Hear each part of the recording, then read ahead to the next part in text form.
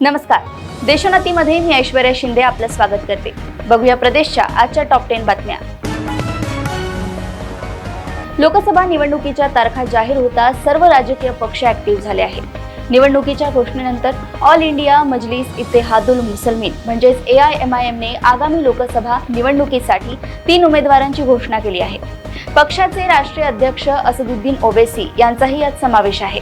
असदुद्दीन ओवैसी यांनी दिलेल्या माहितीनुसार छत्रपती संभाजीनगरचे विद्यमान खासदार इम्तियाज जलील यांना पुन्हा एकदा उमेदवारी देण्यात आली आहे, तर बिहारचे प्रदेशाध्यक्ष अख्तरुल इमान किशनगंजमधून निवडणूक लढवतील. स्वतः ओवैसी हैदराबादमधून निवडणूक लढवणार आहेत. उमेदवारांची घोषणा करताना ओवैसी म्हणाले की लवकरच बिहार, उत्तर प्रदेश आणि महाराष्ट्रातील इतर उमेदवारांची नावे जाहीर केली जातील. महाविकास आघाडीमधील जागा वाटपाबाबत मोठी अपडेट समोर येत असून ठाकरे गटाला एकूण 22 जागा मिळणार असल्याची माहिती समोर आली आहे. लोकसभा निवडणुकीच्या तारखा जाहीर झाल्याने महाविकास आघाडीमधील जागा वाटपाच्या घडामोडींना वेग आला होता.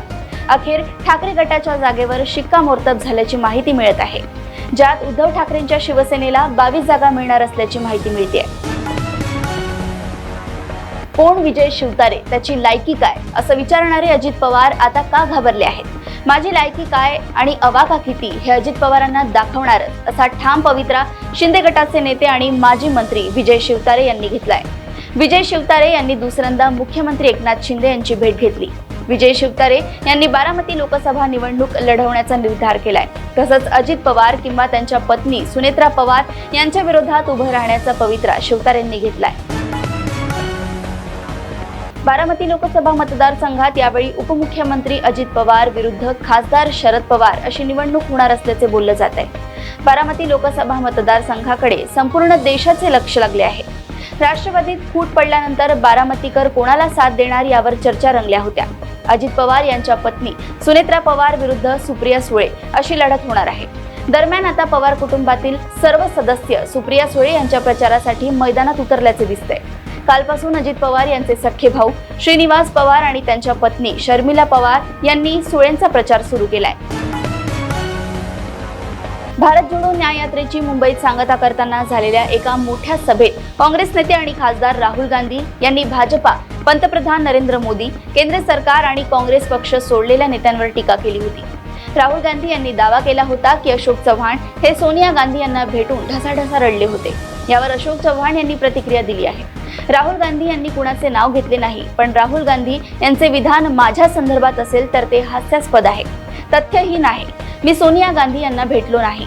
सोनिया गांधी यांना भेटून माझ्या भावना व्यक्त केल्यासंदर्भात जे विधान करण्यात आले आहे ते चुकीचे आहे, दिशाभूल करणारे आहे, असं अशोक चव्हाण यांनी स्पष्ट केलंय.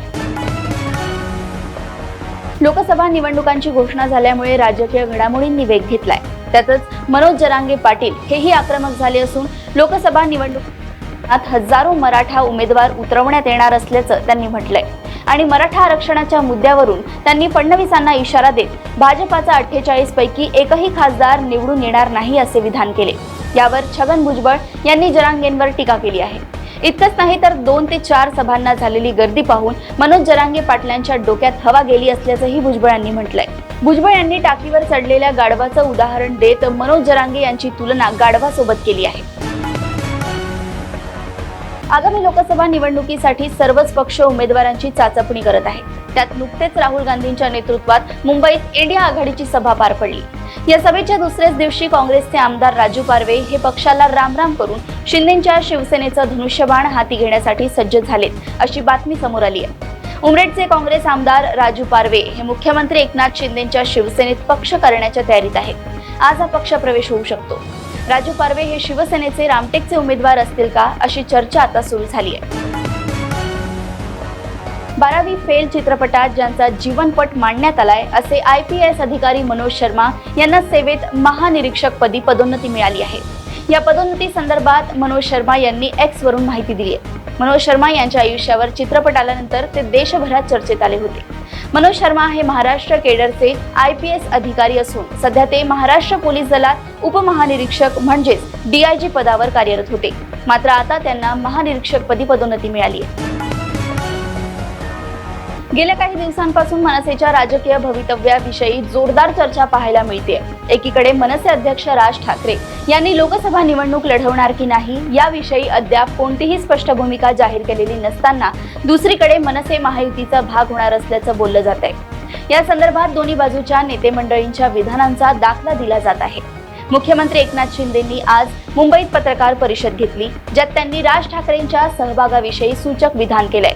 मुख्यमंत्री म्हणाले, राज ठाकरे आमच्याच विचारधारेचे आहेत, त्यामुळे योग्य निर्णय होईल।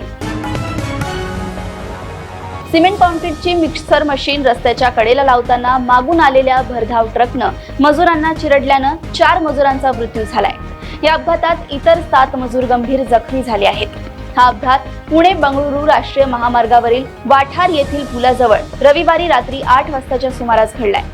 सचिन धनवडे, बाबालाल इमाम मुजावर, विकास वड्ड आणि श्रीकेश्वर पासवान अशी अपघातात ठार झालेल्या मजुरांची नावे आहेत।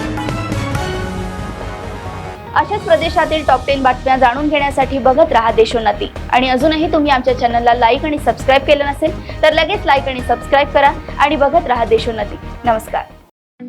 ठळक घडामोडींसाठी देशोन्नती न्यूज चॅनलला सबस्क्राईब करा आणि बेल आयकॉन प्रेस करा।